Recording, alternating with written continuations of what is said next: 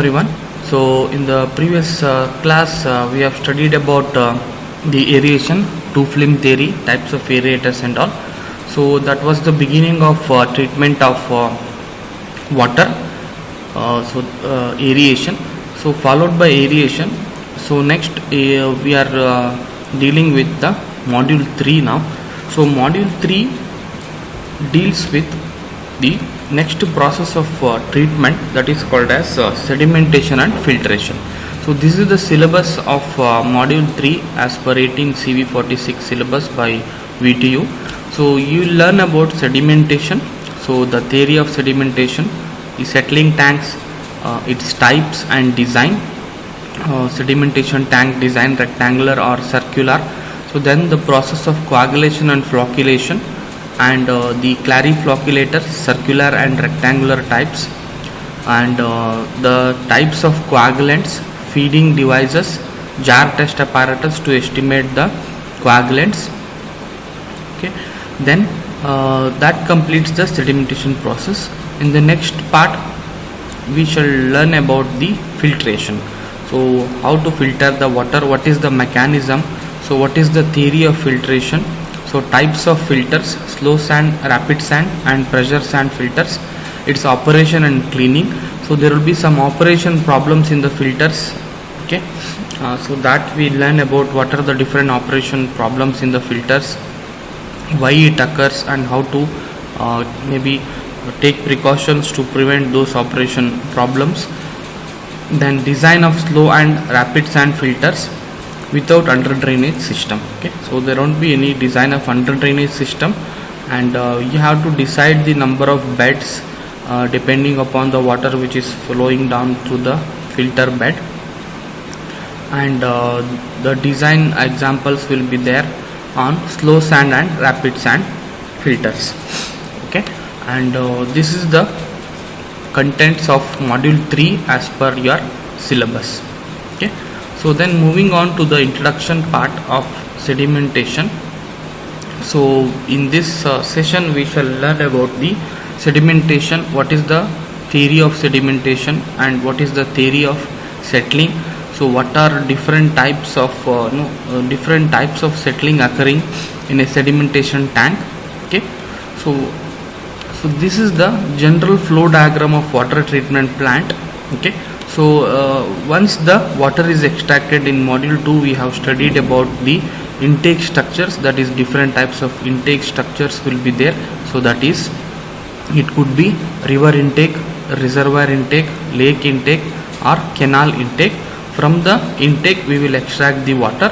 So then we have a process of aeration that we have discussed, that is cascade type or diffuse type depending upon our requirement and the feasibility. So then we have a process called as sedimentation. Okay, so here there is a pre-sedimentation tank which is located next to the aeration. Okay, so then we have the process of coagulation, flocculation. Okay, so then so screening will be there initially. Then we have a sedimentation which is coming in this phase. Okay, so after the sedimentation we have the filtration, so followed by disinfection, then storage, then we distribute that water. Okay, so this is how the flow diagram of water treatment plant appears. Okay, so the units could be shuffled, so based on the requirement, or if there is any additional unit which has to be added to treat the water, like reverse osmosis or any particular ion removals or fluoride removals. So depending upon the type of target pollutants, so the units can be increased or sometimes it can be removed. So it depends on the quality of water, but generally for municipal municipal water treatment plant, so these units are very common. Okay, so that is aeration, screening, coagulation, flocculation, sedimentation, filtration, disinfection and distribution. So these are very common units. So apart from that, sometimes we may be having a two-stage sedimentation process, or sometimes we may be having an extra disinfection process. Apart from chlorine we may have ozone disinfection process, or in the filtration. So in large water treatment plants we have rapid sand and slow sand. But apart from that, we can have the other kinds of filtration systems, especially to remove more content of total dissolved solids and other minerals, so which are questionable in the water. So we can have reverse osmosis, ultrafiltration, nanofiltration, and different forms of membrane filtration like tubular membranes, etc. So it depends on the type of incoming water and the target pollutants. So but generally these are the units which can be seen in most of the water treatment plants, for community water treatment plants, so which are used to treat the water before supplying it to the communities. So what is sedimentation? Okay, sedimentation is the gravitational accumulation of solids at the bottom of the tank. Okay, so sedimentation is a process wherein the particles will settle at the bottom, which are having the more specific gravity than the water. Okay, so that is the basic definition of sedimentation. Okay, so in the field, the sedimentation tank will appear somewhat like this. So these are long rectangular sedimentation tank which you can see here. So here you can see the baffle walls in between, so to reduce the flow so as to increase the process of sedimentation. So this is the practical image of sedimentation tank. So you can see 3 sedimentation tanks are in use here. Okay, so similarly you can also have, so this is the sedimentation tank, one more sedimentation tank wherein it is cleaning process is going on. So if solids and other materials gets attached to the walls, so the periodic cleaning and maintenance will be required. So these are relatively bigger tanks because we have huge capacity of water treatment plants of 20 ml, ranging from 20 mld to up to 100, 150 depending upon the water users. So that's why the sizing will be quite large. I am showing all these pictures just to have a feel that how these tanks look and how they function.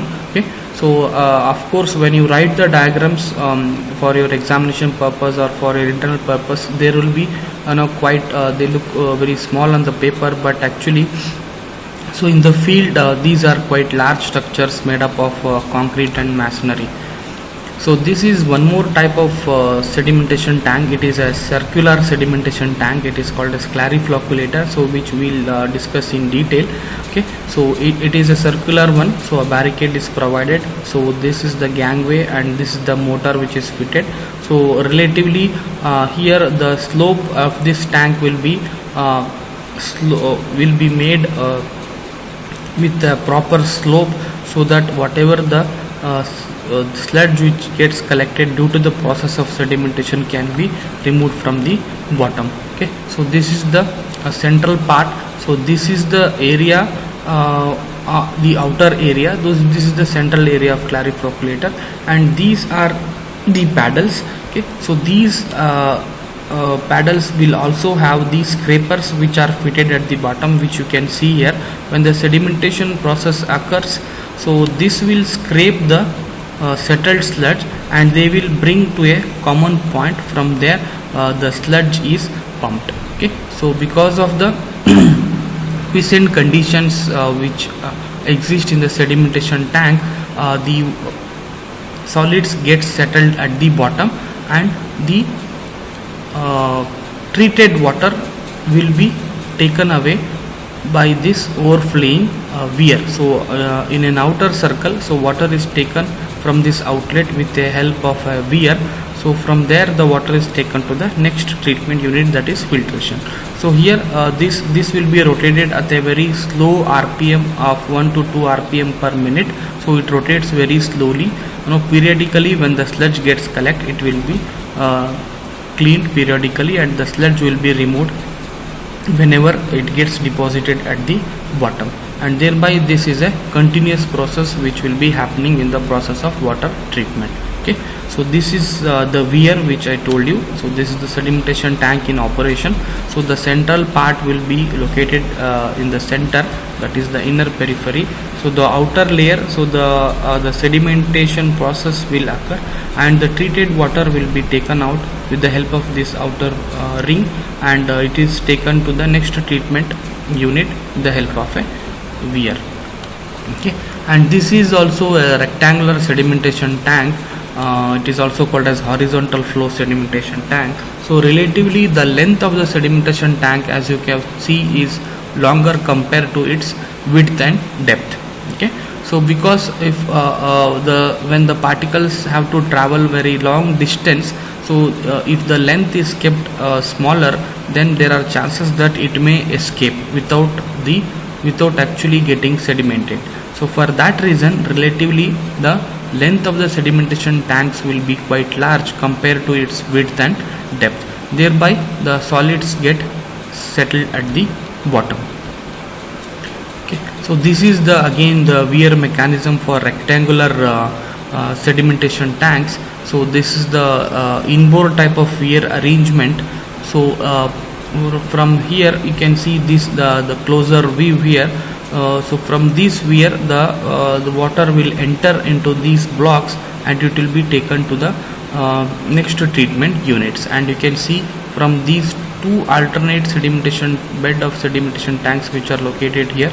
So the treated water is incoming here, and from both the tanks, so this with the help of this channel the water is taken to the next treatment process, and this type of weir arrangement is called as inboard weir arrangement. Okay, so then coming to types of settling, so there are 4 different types of settling which happens in a sedimentation tank. So we refer them as discrete particle settling, flocculent settling, so hindered settling, compression settling, or zone settling. So these are the different types of settling which occurs in the sedimentation tank.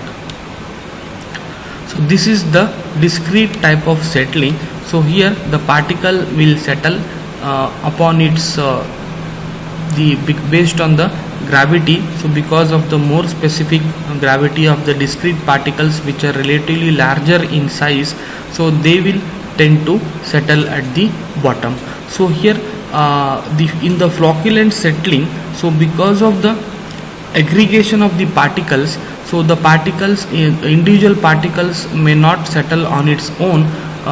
So in that case, so the particles of the relatively opposite charged sometimes in the water, so they get attracted towards each other and they tend to increase their size, and because of that the flocculent settle will occur. So this is called as hindered settling. So upon the aggregation of particles like this, here the particles tend to agglomerate and they will relatively increase their size, forming the flocks like this and of a relatively bigger size, and the hindered settling will occur. Okay, so in discrete settling, so the individual particles, like I have said in the previous slide, they settle independently. Okay, so this type of settling occurs when there is a relatively low concentration of the solids. So in flocculent settling, like I told you, the individual particles, they stick to each other. Okay, so this happens maybe because of the differential charges, that is positive and negative charges, or also due to the agglomeration. When the particles comes in contact with another particle, they may attach. Okay, so this type of settling is called as flocculent settling. Okay, so this can alter the particles may attach to one another due to the chemical or biological reactions. Okay, so that is why these particles tend to attract each other. So in hindered settling, so here the greater concentration because of the increased level of flocculation, so the particles will come in contact in large numbers. Okay, and here the water will move in the spaces in between the bigger particles. Okay, and this type of settling is called as the hindered settling. Okay, so the compression settling occurs so when the particles settle by compression. Okay, by and compression by compression happens by the mass below. So the huge mass of the particles will be formed, and they will it will settle in the form of a mass, and because of that the settling occurs. So this is called as the compression settling. So all these types of settling occurs in a process of sedimentation. So initially the larger particles which are having more specific gravity than water, they settle individually. When one or two particles come in contact, then the flocculent settling occurs. So when the flocculent, maybe the flocculents are added, so then more particles will come and attract each other, forming relatively large masses, and ultimately 3 or 4 different flocks they form, and the compression settling occurs. Okay, this is the final stage of settling, wherein you will see a very clear water on the top and sludge which is settled at the bottom due to the compression settling which is occurring due to the large mass of settlement occurring in the bottom of the sedimentation tank. Okay, and this you can see here. So in the first phase the discrete particle settling occurs. Okay, so because of the individual weight the particle will settle, and the flocculation settling will happen because these particles which are relatively lighter, they may come in contact with each other due to biological and chemical reactions, and they also start to settle. So then hindered settling or zone settling occurs. So here the water has to move between the mass of several flocculated particles, okay, which might have come in contact by joining 3 to 4 different particles, which we have seen in earlier slide, and this is called as hindered or zone settling. Ultimately all these mass settled particles, they come in close contact with each other, and water will move in very small spaces. Okay, and the compression occurs. So that's why it is called as the compression settling, which relatively occurs in the bottom zone of a sedimentation tank. And these are the different types of settling. Okay, so next coming to the theory of settling. Okay, so what is the theory of settling? Like I told you with the initial images, that is the reason I have shared some live images so as to have a feel of sedimentation tank. So this you can see here in the image. So L is the total length of the sedimentation tank. Okay, and here you can see the different zones in the sedimentation tank here. So this is the area, surface area of sedimentation tank, which is represented by AS, and this is the depth of the sedimentation tank, and this is the width of the sedimentation tank. You can see relatively the large length is length of the sedimentation tank will be relatively larger compared to its breadth and depth. Okay, and this is the here the area of cross section will be given by the breadth into height. Okay, so the area of cross section of the sedimentation tank will be given by the depth, which is h, okay, and the width. Okay, so that is the area of the sedimentation tank. Okay, so it can the area of the sedimentation tank, area of the cross section is given by breadth into height. Similarly, area of the sedimentation tank is given by breadth into length. So this is the length and this is the breadth. Okay, so the volume is given by L, length into breadth into depth. Okay, so this is the volume, that means how much water the sedimentation tank can hold for during the treatment of water. Okay, so that is called as volume. So these are the different cross section of a sedimentation tank and its notations and different zones. So here you can see this is called as the inlet zone. Okay, so it may consist of an inlet arrangement to income the water. Okay, so B is called as settling zone. Okay, so this area the sedimentation happens, the particles may start to move from this point to this point, and within this zone the particle have to settle. So this is called as settling zone.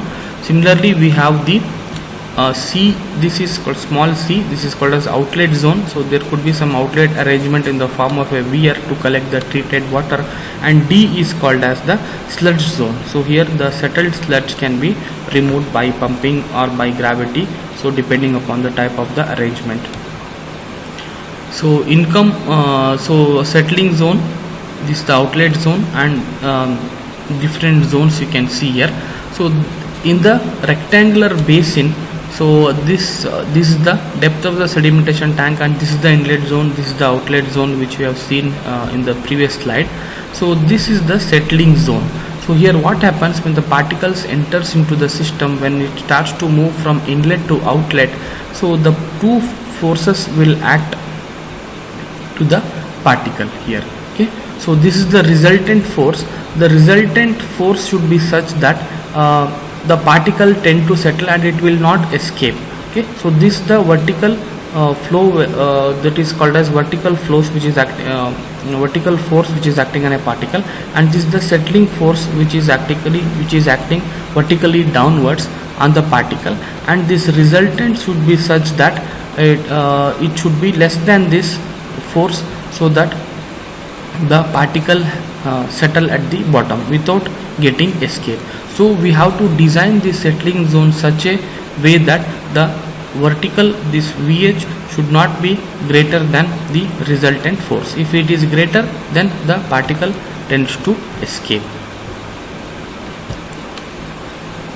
Okay, so in an ideal sedimentation basin, you can see that here this is the VF, this is the VS, that is the settling velocity. So this is VS is called as settling velocity. This is the effective depth, this is the sludge zone. Okay, so this is the resultant force, so through which the particle has to settle in the settling zone. So that is the reason the length will be relatively larger compared to the width, because in this area the sedimentation has to occur, otherwise there is no purpose of providing sedimentation tank. So if you provide the lesser length, okay, so then you can see if you provide a very less length of the sedimentation tank, then what happens, the particle will not settle, they will enter the system and they will leave through the outlet without getting actually sedimentated. So here you can see the different terms. VF is the flow velocity, Vs is the terminal settling velocity of the particle that is just removed when it enters the water surface. Okay, so this is the condition here. Are the particles with terminal velocity greater than Vs are removed? Okay, so the terminal velocity should be greater than the Vs, that is the settling velocity. So only then the particles will be removed. Okay, so only part of a particle with settling velocity less than Vs are removed. Okay, so this is the theory of the sedimentation. Okay, so here you can see in some of the images we also saw that there are some chamfered weir. Okay, so the baffle walls can be provided so as to increase the time in the sedimentation tank to provide for the same cross section the water will be retented in a sedimentation tank for a longer period of time, due to which the sedimentation happens effectively. Okay, so this is the inlet zone, so this is the outlet zone, and this is the effective settling zone, and bottom is the sludge zone. Okay, so the chamfered weir is provided to increase the laminar flow, so that there will be good room for sedimentation. So we have one more term called as overflow rate. So it is given by flow rate divided by settling surface area. Okay, so that is called as overflow rate. Okay, so in design criteria we shall see what are these terms and what are its limiting values for sedimentation tank and some design checks. So as of now you understand that overflow rate is the ratio of flow rate, that is the quantity in meter cube per second, divided by settling surface area. So settling surface area will be the top area, that is the settling surface length and width, okay, which you can see here in the flow. So this is the inlet, this is the outlet. So if you have a rectangular sedimentation basin here like this, the overflow, the settling surface area will be given by, so L divided by L into B, okay, that is length into width. So if you divide the flow rate divided by settling surface area, then we will get the overflow rate. Okay, so this is used for design. Okay, so this is the theory of sedimentation and the different types of velocities: settling velocity, horizontal velocity, and the theory of sedimentation and different types of settling and different zones of settling. Okay, so sedimentation is one of the important process in the treatment of water. So not only in the treatment of water, so sedimentation is a process wherein so we employ this sedimentation even in the treatment of water. So we have modified sedimentation by providing different types of sedimentation tanks, that is rectangular, circular, lamellar flow types. So there are different types just to increase the efficiency.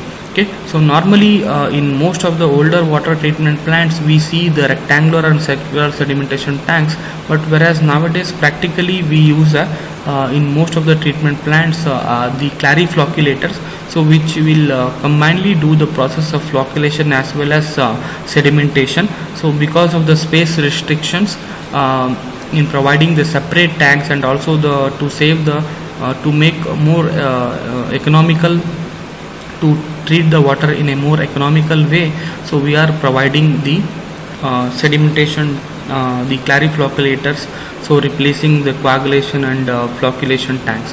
So let us stop at this stage. In the next class we shall see how, what is the working, what are the different settling velocities, and what is its effects, and probably simple design problems, so that you will understand the terms like settling velocity, Vs, horizontal velocity, and what are the forces which acts on the particle, and what is the effect of surface of the particle, what is the effect of particle size, that is Stokes law of settling and all. Okay, so as of now you just understand the basics of sedimentation, why what is the process of sedimentation, what are different types of settling, and the zones of settling in sedimentation tank. Okay, we shall stop at this stage and we shall continue in the next class.